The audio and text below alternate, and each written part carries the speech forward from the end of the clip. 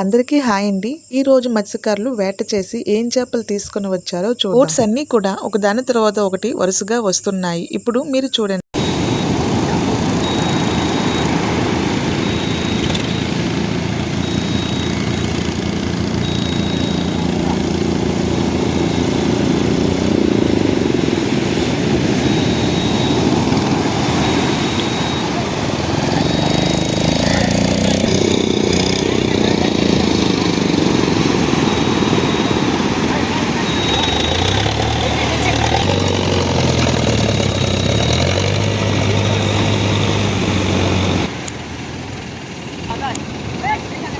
బోట్ను tractor సాయంతో ఒడ్డుకు లాగడం జరిగింది. ఇప్పుడు వారు ఏం చేపలు తీసుకొని వచ్చారో చూద్దాం. ఈ వీడియో మాత్రం ఎండ్ వరకు చూడండి, చాలా ఇంట్రెస్ట్ గా ఉంటుంది. స్కిప్ చేయకుండా. వీడియో ఫస్ట్ టైం చూస్తున్నారా? ఇంకెందుకు ఆలస్యం, సబ్స్క్రైబ్ చేసుకోండి. ఈ రోజు వేటకు వెళ్లిన మత్స్యకారుల్లో ఆల్మోస్ట్ అందరికీ రొయ్యలు మాత్రమే పడ్డాయి. కొంతమందికి చేపలు కూడా పడ్డాయి. అయితే ఇప్పటి వరకు మీకు నేను చిన్న రొయ్యలు మాత్రమే చూపించాను. ఈ రోజు పెద్ద రొయ్యలు చూపించబోతున్నాను.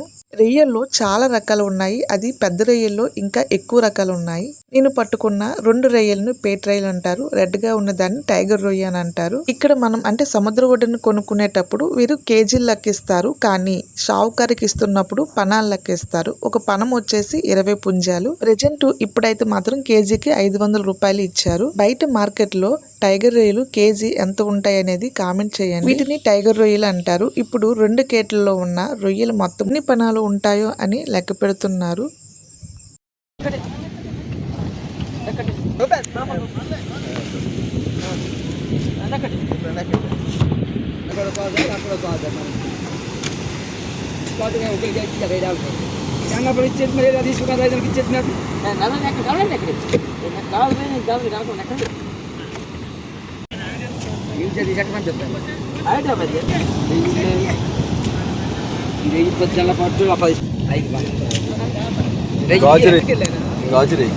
రెండు కేట్లలో కూడా మొత్తము 11 పనాలు. రోజు మనం ఒక బోటు దగ్గర కాకుండా అన్ని బోట్లలో ఏమేమి చేపలు పడ్డాయో మీకు నేను చూపిస్తాను.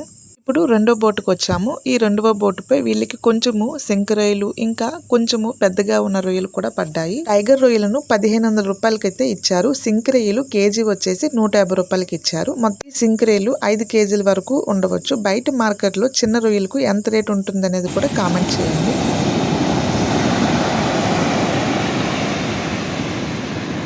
ఇప్పుడు సముద్రం వైపుకు ఒకసారి చూడండి. బోట్స్ అన్ని కూడా అక్కడ వెయిట్ చేస్తున్నాయి ఒడ్డుకు రావడానికి. గంటలు తగ్గాక ఒడ్డుకి చేరుకుంటాయి. ఇప్పుడు మనం మరొక బోటుకు వచ్చాము. అయితే వీళ్ళకి చేపలు మాత్రమే పడ్డాయి. రొయ్యలకు సంబంధించిన వలను వీళ్ళు తీసుకుని వెళ్ళలేదు. వీటిని పారలు అని అంటారు. వీటితో పాటు ఇంకా ఈ చేప, దీన్ని పెదమట్ట అని అంటారు.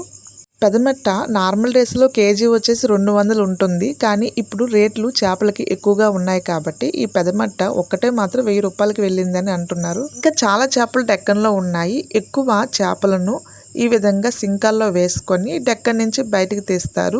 ఈ సింకంలో ఉన్న చేపలను పసుపు పారలు అని అంటారు. ఈ జత వచ్చేసి 120 రూపాయలకి ఇచ్చారు. ఇప్పుడు ఈ సింకంలో ఉన్న చేపలను బేరకత్తులు బేరమాడి తీసుకుంటారు. ఒక సింకాన్ని 2000 నుంచి 3000, 4000 అంటే చేపల రకాల బట్టి ఉంటాయి.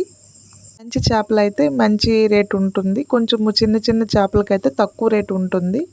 పసుపర్లు చాలా టేస్ట్గా ఉంటుంది. కొంచెం రేట్ ఎక్కువ కాబట్టి ఆ పసుపర్లకు మాత్రము సింకం వచ్చేసి 4000 రూపాయలకి అయితే తీసుకున్నారు బేరకత్తులు.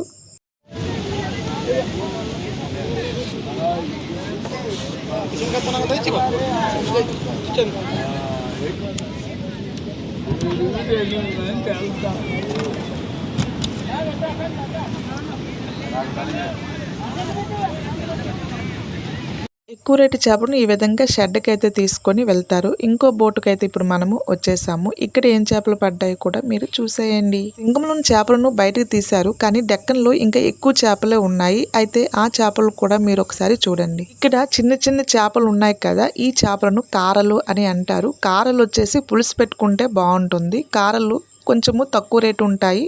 అయితే ఇప్పుడు ఈ సింకాన్ని వీళ్ళు 1500 రూపాయలకి ఇచ్చారు.